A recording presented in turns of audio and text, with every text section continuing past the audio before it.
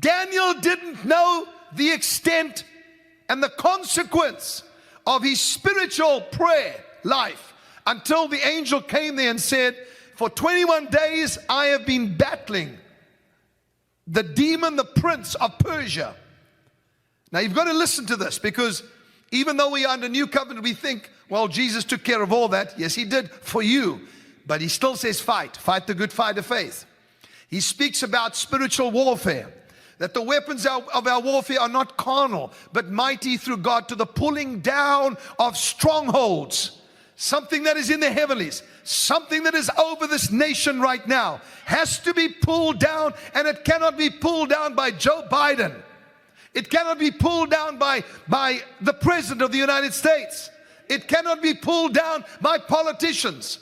It can only be pulled down by the spiritual leaders that have set their heart towards the kingdom.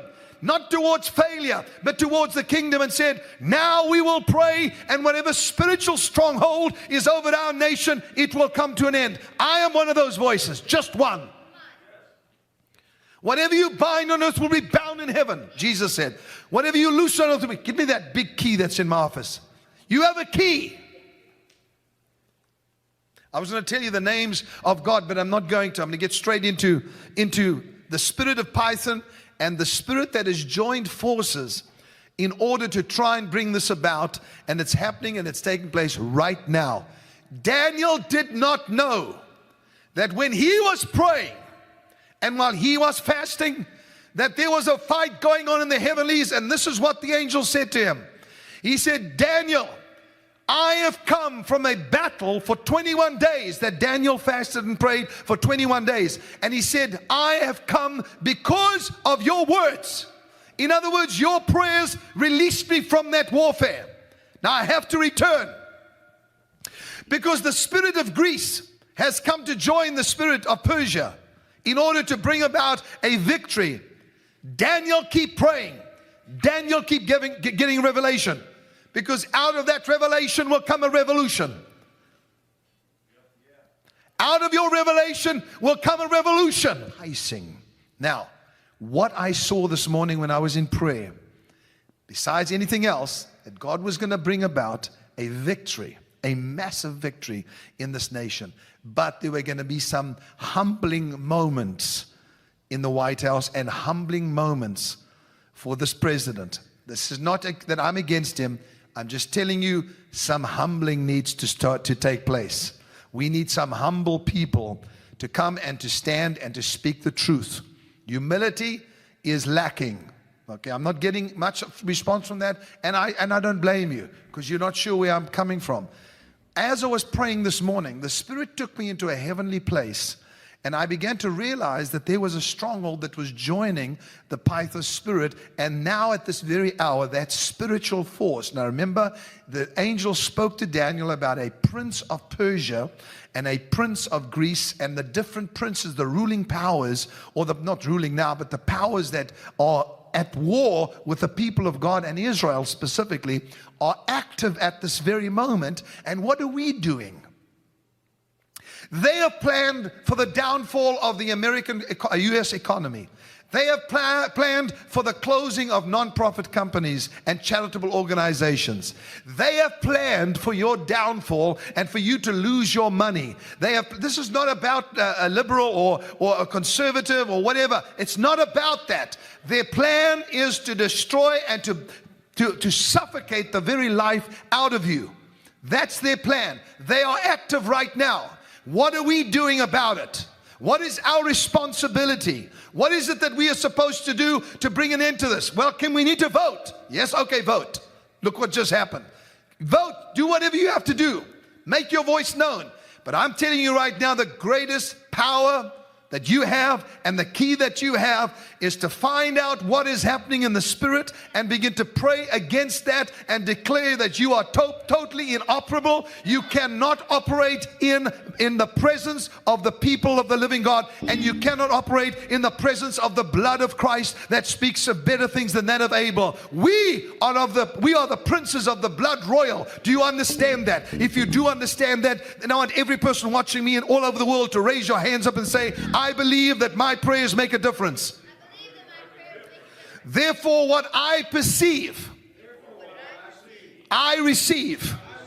So, Lord, I'm praying for perception to come in these next few minutes, that people would understand and see with the Spirit, and as they realize that their perception will bring about a prayer that will destroy this force that's trying to destroy America. And I can tell you many of the plans of the enemy at this time. I can tell you a lot of it.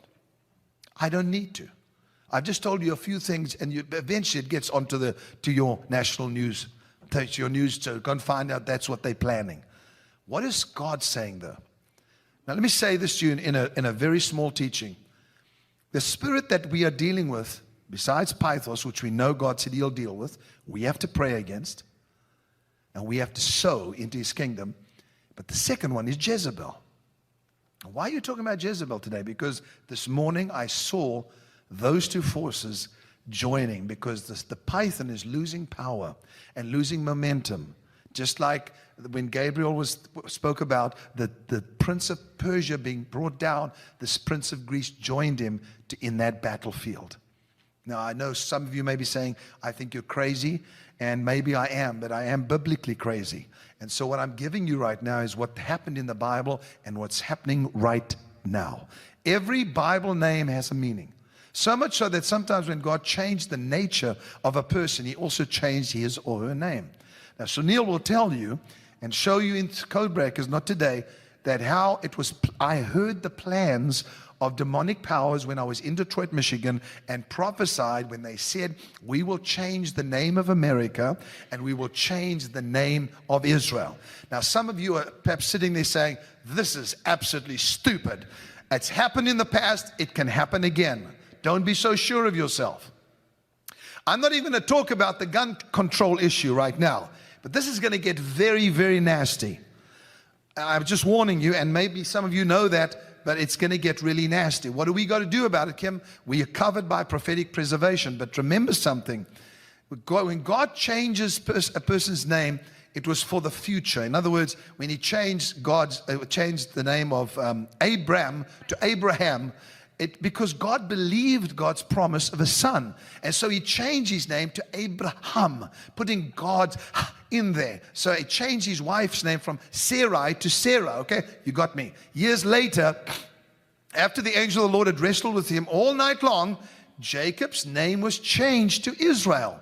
Now remember something, each one of you, according to Revelation chapter 3, you've been given a new name, which means you have a nature inside of you that is able to fit with that description and that name. That's another teaching altogether, and it's in the Bible. Go to Revelation 3 something, I don't know what it is, and it's there. And you'll find out He says He is given, in fact, I'm going to read it to you right now. Miranda, can you bring me my Bible, which is normally, yeah. And I'm going to read this to you because I want you to see something, because we're going to be dealing with the book of Revelation as well and the future. You have to go and get it. That's usually, yeah. I had it earlier on. Okay. So Jacob wrestled with God, and God said these words to him. Now, sometimes we're going to realize that what we're wrestling is for our future. What we're wrestling for is for what is already inside of us, our destiny. Remember something, the enemy does not want you to get what God planned for you to have. You all know that. But what are we wrestling? Now we know it's a spiritual battle. We cannot do it by ourselves. But Jacob wrestled with God. Now that's a great wrestling match, because God usually loses. Let me show you why. And when I don't say lose, I'm kidding with you. So when Jacob wrestled with God, he was saying, as he crossed over the ford of Jabbok, when he crossed over that ford, the Bible says that he went by himself and a man wrestled with him all night long. Now that wrestling match was for a purpose. First of all, God wanted to see if He could prevail not only over men, but over God. He can prevail with God, not over God, with God. Let me read this to you in Revelation chapter 3. I hope I can find it, because this is one of the most unplanned meetings, although I have prayed a lot. And please write into Facebook and encourage me, because I need it now. Oh, okay, thank you. Revelation chapter 3 verse, I don't know what it is. It's somewhere here. Let me find it. I'm going to find it. No, I haven't found it. Anyway, what I'll do is I'll just read it to you then. It's here somewhere. Just go and find it. Maybe somebody on Facebook can write it in. It's where it says, He has given us a stone, and written on that stone a new name, which no one knows except him who receives it. I'm just quoting that out of my head. I think it's it's Revelation chapter 3. I just cannot find it at this very second. And anyway, somebody can write in and tell me. It was unplanned. So the scripture says in Revelation, that's the revelation of Jesus Christ, it says, we have been given a white stone, and written on that stone a new name which no one knows except him who receives it. 2:17. Thank you so much. Everybody go there. Everybody go. Revelation chapter 2 verse 17. Let's read it. I'm going to read it to you because it's a very exciting one. He who has an ear, let him hear what the Spirit says to the churches. That's to you. To him who overcomes, I will give some of the hidden manna to eat. Beautiful thought here. If you overcome, everybody stop. You say, some of you are thinking to yourselves, well, I didn't overcome yesterday. Did you overcome today? Did you overcome anything today? If you overcame just one thing, you're an overcomer. But Kim, I'm struggling with other things. If you can overcome one thing at a time, you're an overcomer. If you have nothing that you're overcoming, then you're a loser. But surely you can understand that we cannot overcome everything at the same time. But when something comes against you and you're able to overcome it, you are an overcomer. Beautiful. Good going, Kim. He who overcomes, I will give some of the hidden manna to eat. That which is hidden inside of you will come forth. Just like Hannah, the experience she had, we gave some of the hidden Hannah. No. Anyway, so the hidden manna, when she had it in her spirit, I spoke it out. She had to step out by faith. Hannah could have said at that time, no, I'm not doing it. I've had people say that to me, but she didn't. She stepped out and began to do it by faith. And the result was, look what you have today. You have a person singing songs of God, prophesying, doing the most amazing stuff. And what happened was there was hidden manna in Hannah. Hidden manna in Hannah. There's hidden manna inside of you, and the way that it comes forth is when you overcome. Let me give you an example. God says to you, I'd like you to take 30 minutes of your time, and I want you to go and pray. You say, I'm sorry, I cannot do it, and you don't overcome. I'm trying to tell you it's in those areas that we need to overcome more than these silly little things that seem to hold us down and we worry about every single day. We've got to worry about the big stuff that we have to overcome, that comes against us. He who overcomes, was it 17? I will give hidden manna to eat. Okay, I've said it. And I will give him a white stone. And on the stone a new name written which no one knows except him who receives it. Wow. What is it saying? It says each one of you has something hidden that has to come out. The white stone speaks of revelation. When Jesus said, who do men say that I am? To his disciples, some said, you are Jeremiah. Some said, you are Elijah. Some said, you are John the Baptist. Some say, there's too many people quoting somebody else. What do you say? Jesus says to them, who do you say that I am? I'm sick of hearing what CBN is saying, or CNN is saying, whoever. I didn't mean CBN. Sorry, Pat. Sorry. Not doing very well today.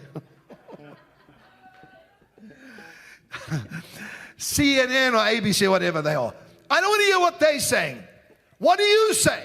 Listen carefully, please. Nobody says a word. Simon Peter plucks up the courage because something's hidden inside of him. And he's going to overcome fear. And he says, you are the Christ, the Son of the living God. As he says that, Jesus swings around in response to revelation. Are you hearing me? What does God respond to more than anything else? Revelation. What he has revealed to you, speak out. I'm not ashamed to say I'm a prophet because God told me that, made me that.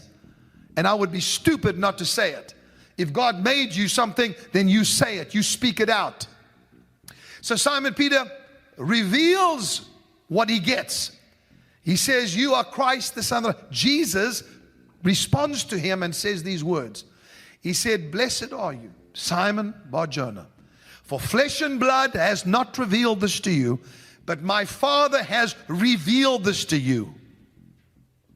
He says, listen to this now.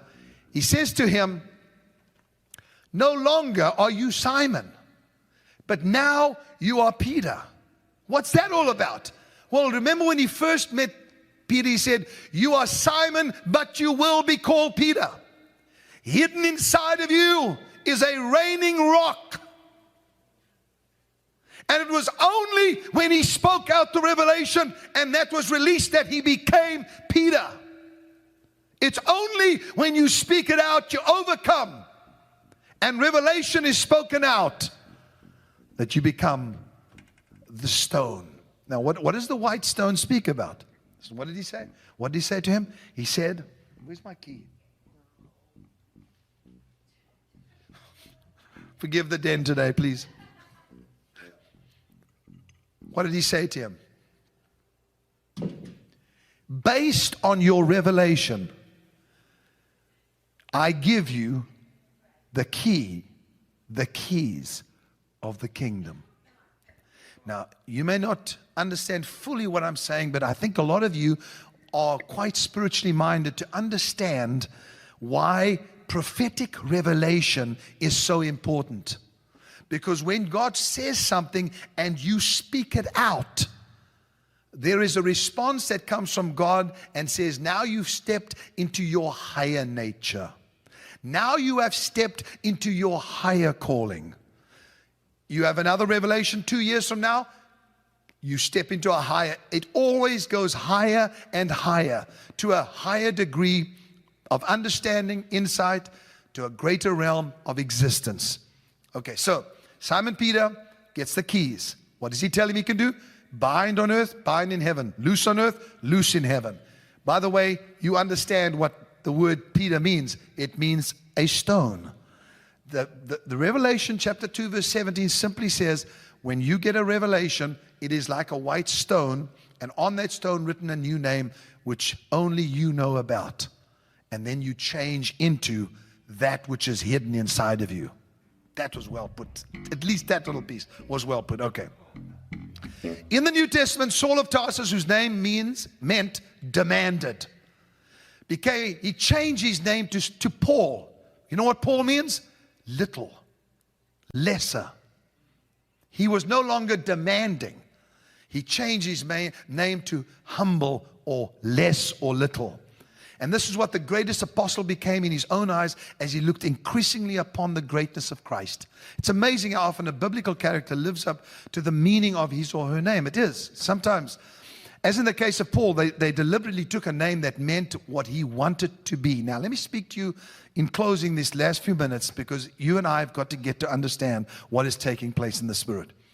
Let's talk about the name Baal. Baal is how you actually say it. The prophets of Baal.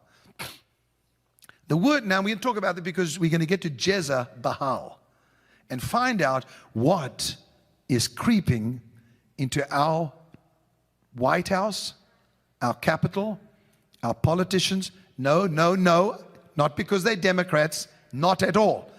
But please take this warning, and today we are going to take some action in the presence of the Spirit. Now you stay with me. Am I getting any yahoos from Okay. Thank you. And I do this because sometimes I'm not sure if I'm connecting, because sometimes it irritates me, and the Lord does this to me. I wake up this morning, I have this perfect message, and then I go into my garden and no. It's just an hour and a half, it's beautiful. But and then I realize, he's telling me to do it today. And I'm saying, God, I'm not even prepared. I don't even know the scriptures. And then we got 20 minutes to go, and they're saying, well, you decided to start at 12 o'clock. Now, here I am. So I'm doing my best. Okay. Baal means master, possessor, controller, possessor of anything or everything. It doesn't just want one thing. It wants to possess everything. It wants to control you. Don't take lightly what this prophet is saying regarding the same thing that happened with Elijah. There was a divided opinion when Elijah got onto Mount Carmel to destroy the prophets of Baal and ultimately Jezebel. Do you understand that they were of two opinions? Israel. I don't think the church has ever been as bad as it is now in terms of a divided opinion about the future. And if we don't give them a glimpse into the future by saying it's not just bad, God is doing good things, God is doing great things, then they're going to lose it. And you and I are going to be suffocated. Okay. Each person has certain traits, vices, and then of course virtues that exist in your soul. Now you and I have spoken about the soul. And each soul, listen to this, please listen to my statement. Each soul wants to coexist, which means to exist together. Okay? Like-minded souls search for each other. Now we're not talking about virtues only, vices. Virtues, what? Tưởng vào duyên số nhưng nếu em cho số đảm bảo mình nên duyên đấy. Từ khi gặp em Google hết tác dụng bởi em là tất cả những gì anh cần tìm, giống một kho báu để ngăn người khác đụng tới. Đối đầu thế giới anh cũng sẵn sàng cân tím, ghét phải lặng im coi em như cô bạn. Nỗi nhớ đong đầy bao giờ mới khô cạn, khoảnh khắc bên nhau thời gian như ngừng trôi vì em sở hữu sự hấp dẫn vô hạn. Yêu đơn phương cảm giác khó đọc tên, mọi thứ mù mịt giống như đứng trước bão. Mãi hy vọng chờ đợi ngóng trông đến ngày nụ hôn đó sẽ một lần được trao. Hương thơm ngọt ngào vương trên mái tóc em, gây nghiện cực mạnh anh ngày đêm ước áo. Quỳnh là loài hoa đẹp nhất trong bóng đêm, cuộc đời này u tối đang cần em bước vào. Đưa cho anh cái bản đồ vì anh sắp lạc bên trong đôi mắt kia. Hãy đưa cho anh cuốn từ điển vì cảm xúc. Wonderful. I see a virtue in somebody. I like that. I am drawn to that person. Our souls attach. We're not talking about marriages and stuff like that. We're talking about in life. Even though marriage is, it's a very important issue. I'm saying souls like to exist together. Now that's in virtue, but also in vice, in evil. Souls look for one another to do things together. When they built the tower in Genesis 11, which top would reach into heaven, they were totally united. Their souls were coexisting, and they were doing it. The soul of the church needs coexistence as never before. With each other, I'm saying. To be united. I was telling my team the other day, I'm so proud of the Trinity. They do such a great job. You don't get Jesus complaining to the Father, I don't want to do that job, and the Holy Spirit saying to Jesus, I'm not going to. You don't have that. They are completely united. That's why they're called one. Now, it's the same thing is with the soul. You and I, all of you watching, we are existing together, and we have one thought in mind. Of course, that's Christ to be sent to the world and shown the good news, but also what is he saying now? And let us realize that the spirit of Pythos and the spirit of Jezebel have now sought each other so they could coexist and they could become multiple powers. What does that mean for us? It means the control. Listen, control is not always bad, but it's getting worse. Now, this is dangerous when these souls try to coexist, when there is evil and bad in a human soul, because the mischief doubles. The mischief multiplies as they coexist. The name Jezebel means non-cohabitant, without obligation. So Jezebel, if you want an answer, is not just a wicked woman, because people have picked on these poor women for years. Jezebel can be in a male form. Jezebel means non-cohabitant, without obligation. Doesn't need to be any specific place. Jezebel is a fantasy space. She's an effect, a personality, a lifestyle.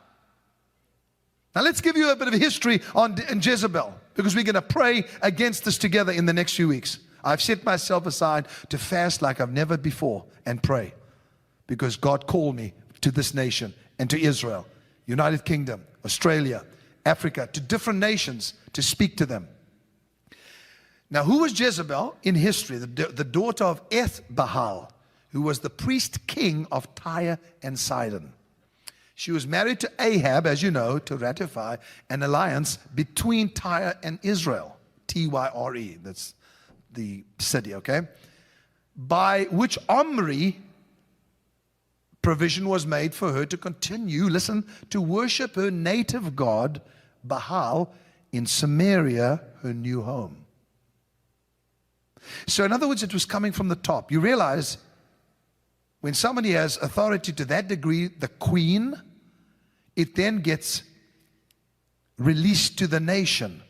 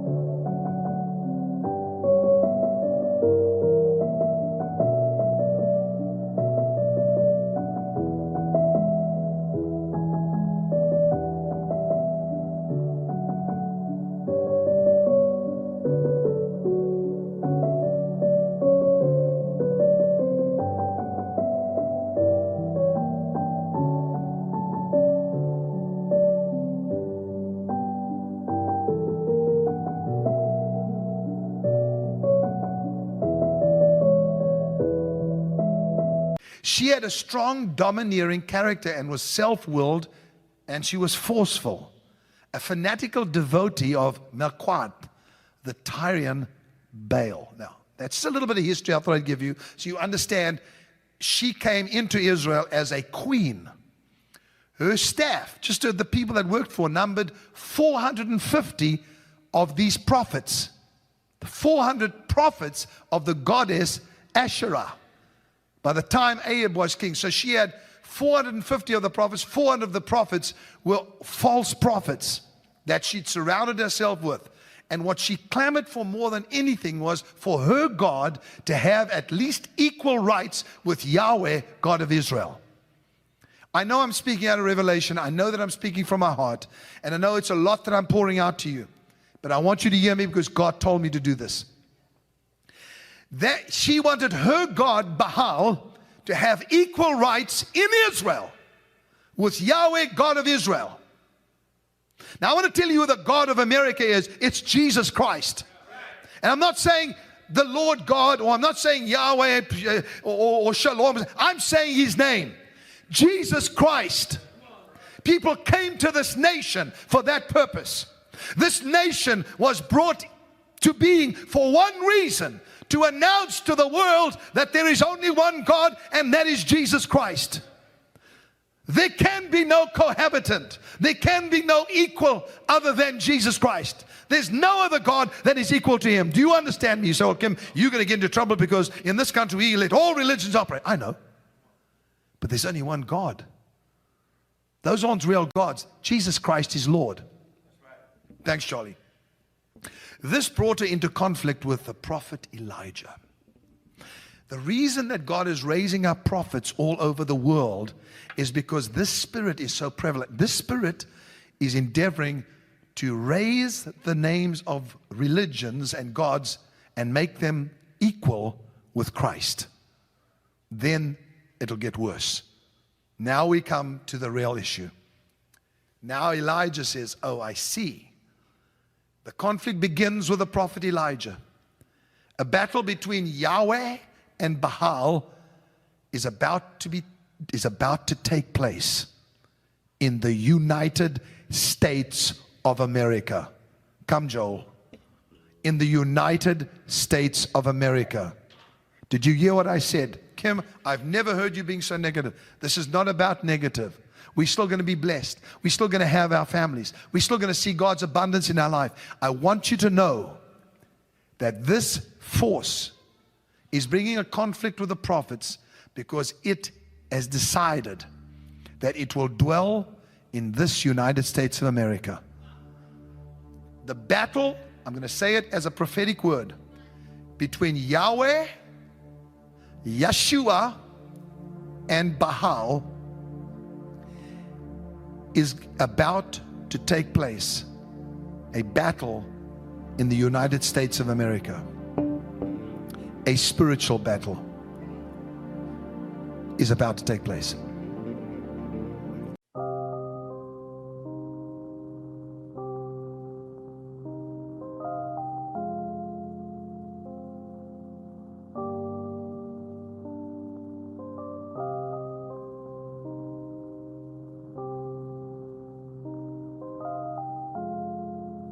Yeah.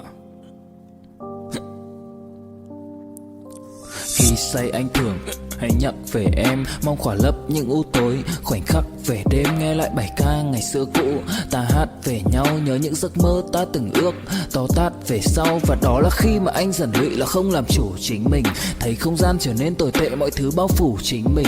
Em đâu còn như điều anh mơ, anh cũng tự nhủ chính mình. Nhưng mà thôi em, nào ai giỏi mà đủ tính tình, chẳng thể vươn tới được cảnh cao dù anh có nhã ý trèo. Trong cơn say mọi thứ cuồng quay, anh trở thành gã chí phèo. Yêu chân thành là không thay lòng dù em có như thị nở. Ý anh là em như cô Tấm, nhìn em như thị nở. Đêm vắng nàng ngón tay xám vàng vì đốt cả bao thuốc lá. Căn phòng chung khi xưa nồng ấm bây giờ sao bút giá. Một thói xấu mà anh đã quen khi em không ở bên lâu. Anh thường ngồi trong một góc tối nhậu suốt cả đêm thâu. Em mang con tim anh đi đâu, khiến anh mù quáng vẫn cố sáng mỗi khi đau. Em mang con tim anh đi đâu, điều gì choáng váng để xứng đáng ướt mi nhau. Em mang con tim anh đi đâu, khiến anh mù quáng vẫn cố sáng mỗi khi đau. Em mang con tim anh đi đâu, điều gì choáng váng để xứng đáng ướt mi nhau.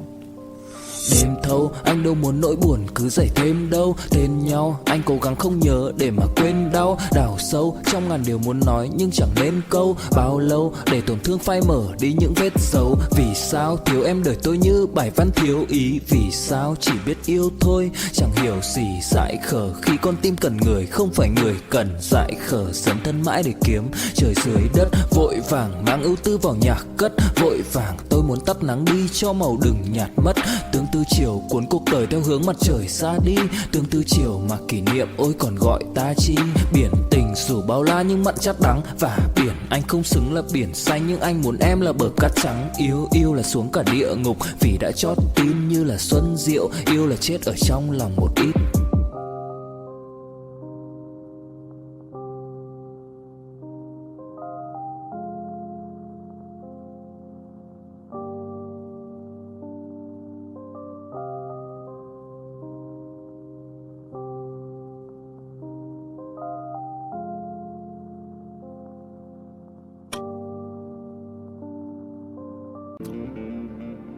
Kim, you saying that we're in trouble? No, I'm saying to you, get up.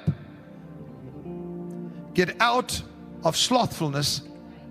Rise up and pray and fast with me is my request. You don't have to give up all your food.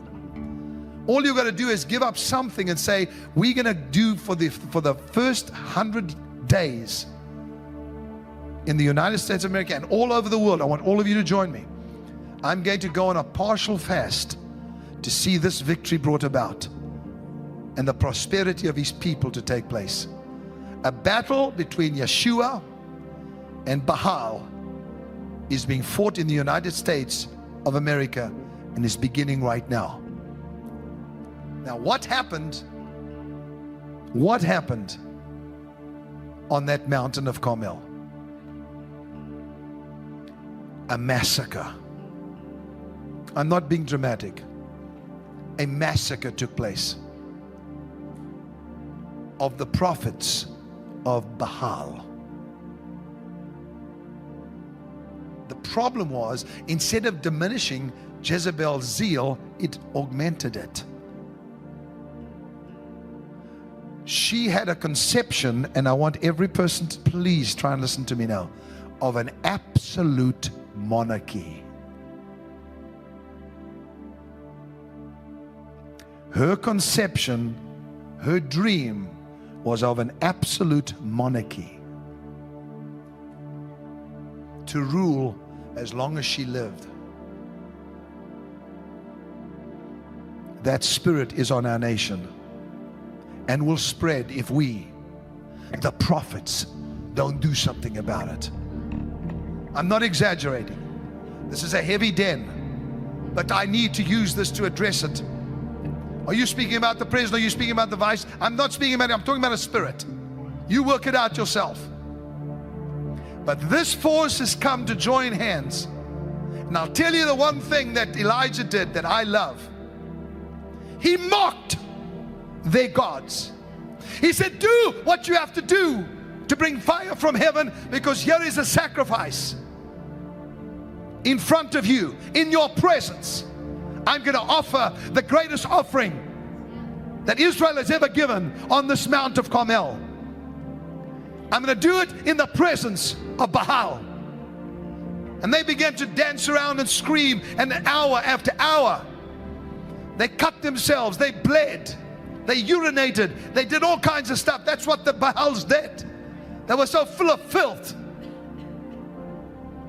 As they did it, Elijah stood up and said, where is your God? Has he gone to the toilet? Has he gone to refresh himself? And began to mock the God of Baal, the Baals.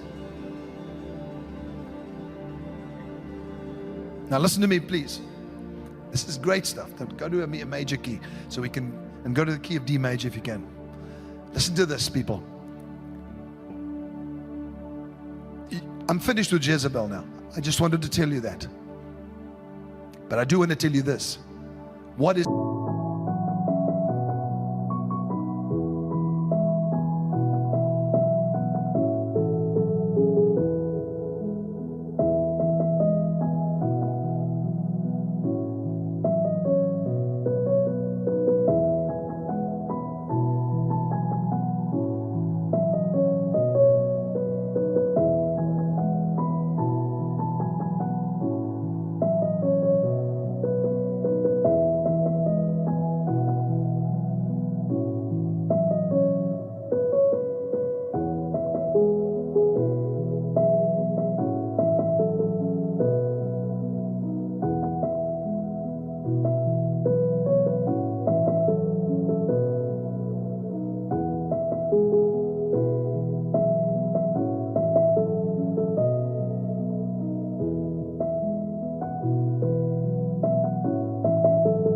going to bring about victory in the United States of America, Canada, United Kingdom, France, countries all over the world that God has pinpointed me to pray for.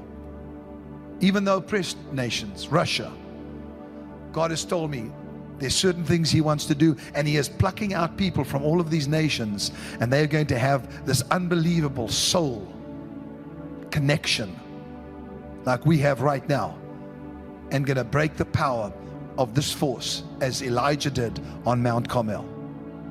Thank God I'm finished with that, because I had to share it. It's off my heart now. Now let's do what they did. Every person watching me at this very moment, I want you to stop just for a second. I want you to think just for 1 minute about what took place, and then we're going to play, and we're going to get you into a place of hearing from God. Elijah stood and mocked them, and then he said, get out of my way, and built an altar. Now you've heard me talk about this before, but we are going to act today. What was the purpose of it? He said, bring me water, pour it on the wood, because I'm going to prove God so much to you that I'm going to take that which you don't have, pour it on the wood so it's impossible for it to burn. And then the fire and the water together, okay, the fire and the water together are going to bring about rain.